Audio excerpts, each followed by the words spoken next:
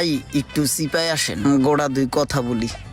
দাদা দেখেন, আমাদের যে স্যার আছে না, সে খুব ভালো মানুষ, নরম দিলের মানুষ। এই কারণে সে মানুষের কষ্ট দেখতে পারে না। এই যে আপনার কষ্ট হইতে আছে, এটা সে বুঝতে পারছেন। এখন এই যে আপনার কাগজপত্র আছে না, এগুলো লইয়া বিভিন্ন জায়গায় দৌড়াদৌড়ি করা লাগবে, সত্যায়িত করা লাগবে, ফটোকপি করা লাগবে। এখন এই দায়িত্বগুলো যদি আপনাকে দেই, আপনি বুঝবেন না। সেক্ষেত্রে দায়িত্বটা তো আমার উপরই পড়ে যায়।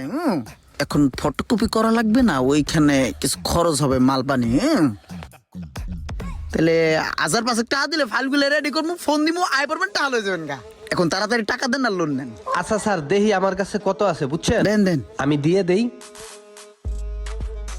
এই যে স্যার, এই যে 4000 টাকা আছে, এটা রাখেন।